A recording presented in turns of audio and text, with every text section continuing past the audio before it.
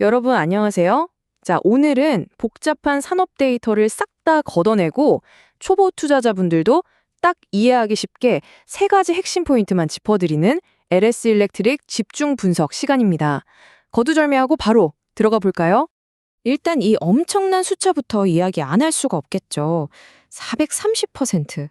대체 지난 1년 동안 무슨 일이 있었길래 주가가 이렇게 미친 듯이 뛰었을까요? 오늘 그 진짜 이유들을 하나하나 파헤쳐 보겠습니다. 오늘 우리가 다룰 전체적인 로드맵입니다. 회사의 주요 매출원이 뭔지부터 시작해서 앞으로의 3대 핵심 성장 동력, 수주 실적, 그리고 주가 시나리오와 꼭 확인해야 할 리스크, 마지막으로 투자 체크리스트까지 쭉 훑어보겠습니다. 그럼 첫 번째로 회사 개요와 핵심 매출원입니다. 이 회사가 지금 당장 돈을 어떻게 벌고 있는지부터 확실히 잡고 가시죠. 회사의 뼈대는 아주 명확합니다. 전체 매출의 무려 63%를 차지하는 전력 사업인데요. 발전소에서 만든 전기를 초고압 변압기나 배전반을 거쳐서 우리가 쓰는 곳까지 아주 안정적으로 배달해주는 역할이죠. 그리고 나머지 37%는 공장 자동화와 인프라 쪽에서 탄탄하게 채워주고 있습니다. 자, 이제 두 번째 섹션, 3대 핵심 성장 동력입니다. 앞으로 LS 일렉트릭을 끌고 갈 거대한 엔진 3개를 만나보겠습니다. 뭔가 엄청 복잡한 기술들 같지만 아주 심플하게 3가지로 정리할 수 있어요. 첫째, 전력망을 든든하게 받쳐줄 초고압 변압기. 둘째, 전력 효율을 극한으로 끌어올리는 직류, 즉 DC 배전. 그리고 셋째, 에너지를 똑똑하게 담아두는 ESS 플랫폼입니다. 첫 번째 엔진은 바로 이 초고압 변압기입니다. 요새 이게 없어서 못 판다는데 대체 왜 그럴까요? 맞습니다. 바로 AI 때문이에요.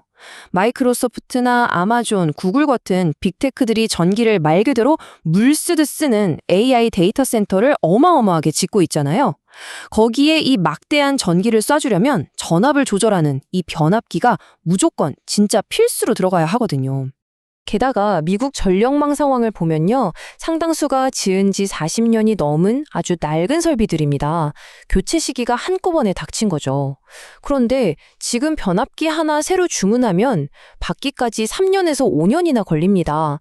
심지어 경쟁사인 글로벌 대형 업체 G번호바는 2031년까지 주문이 꽉 차 있다고 밝혔을 정도니까 말 다 했죠. 이런 극심한 공급 부족 상태에서 LS 일렉트릭이 아주 똑똑하게 부산 공장을 빠르게 늘리면서 이 빈틈을 완벽하게 파고들고 있습니다. 자, 두 번째 엔진으로 넘어갈게요. 바로 직류, 즉 DC 배전인데요. 보통 우리가 쓰는 교류 전기를 데이터 센터에 넣으려면 중간에 변환 과정을 거쳐야 하는데 여기서 에너지가 엄청나게 낭비됩니다. 근데 데이터 센터 서버들은 어차피 직류만 먹고 살거든요. 그러니까 아예 처음부터 중간 변환 없이 다이렉트로 직류를 쏴주는 겁니다. 에너지 손실이 싹 사라지는 진짜 게임 체인저인 거죠.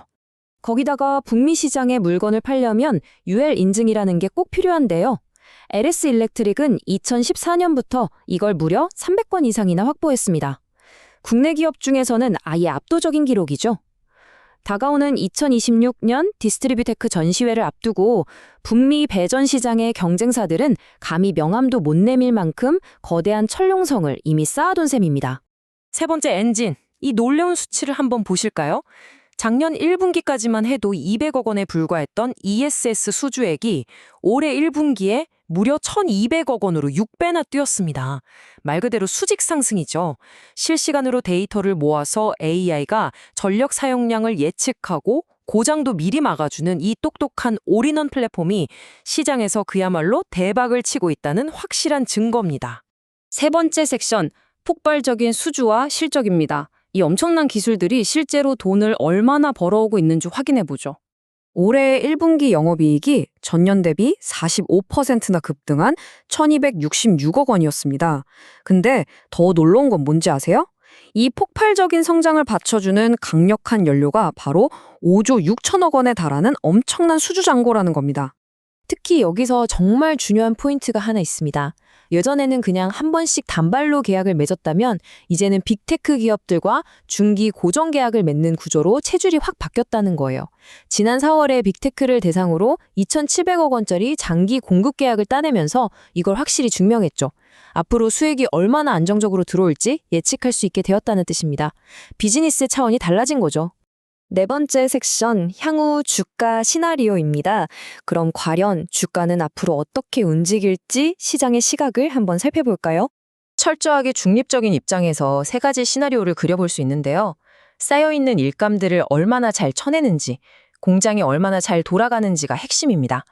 가장 낙관적인 시나리오를 보면 DC 배전 시장이 열리고 공장이 풀 가동되면서 주가가 24만 원에서 30만 원 이상까지 시원하게 뚫고 갈 여력이 엿보이고요. 보수적으로 잡아도 쌓여있는 일감 덕분에 완만한 우상향이 기대됩니다. 물론 관세나 공급 과잉 같은 외부 변수 때문에 시장의 조정을 죽을 수 있는 리스크 시나리오도 반드시 염두에 두셔야 합니다. 현재 주요 증권사들의 리포트를 보면 목표 주가가 아주 보수적으로 잡은 22만 8천 원부터 공격적으로 본 62만 원까지 꽤 넓게 퍼져 있습니다. 평균적으로는 약 77만 원 선을 바라보고 있죠. 편차가 좀 있긴 하지만 5조 6천억 원이라는 막대한 수주 잔고가 앞으로 2, 3년간의 호실적을 사실상 보장하고 있어서 시장의 기대감 자체는 매우 높은 편입니다. 다섯 번째 섹션, 필수 리스크 점검입니다. 장밋빛 전망만 볼 순 없겠죠. 돌다리도 냉정하게 두들겨 봐야 합니다. 투자 전 꼭 체크하셔야 할 리스크 4가지를 요약해 드릴게요. 우선 2027년에 끝나는 미국의 15% 관세 유예 조치, 이거 어떻게 변할지 잘 지켜보셔야 하고요.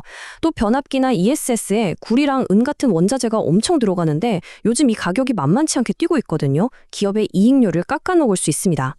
게다가 주가가 단기간에 440%나 가파르게 오르다 보니 약간의 부담감이 있을 수 있고 글로벌 경쟁사들도 앞다투어 공장을 짓고 있어서 나중에 공급이 확 늘어날 수 있다는 점도 결코 가볍게 넘겨서는 안 됩니다. 마지막 6번째 섹션, 초보자를 위한 투자 체크리스트입니다. 자, 오늘 내용 싹 다 모아서 실전에 바로 써먹을 수 있게 정리해 드릴게요. 아주 간단하지만 강력한 3가지 핵심 지표입니다. 꼭 기억해 두세요. 첫째, 분기마다 실적 발표할 때 수주 잔고가 꺾이지 않고 계속 늘어나고 있는지 보세요.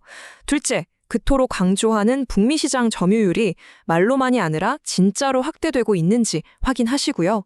셋째, 원가 상승 압박 속에서도 영업이익률을 10% 이상 꿋꿋하게 지켜내고 있는지 보셔야 합니다.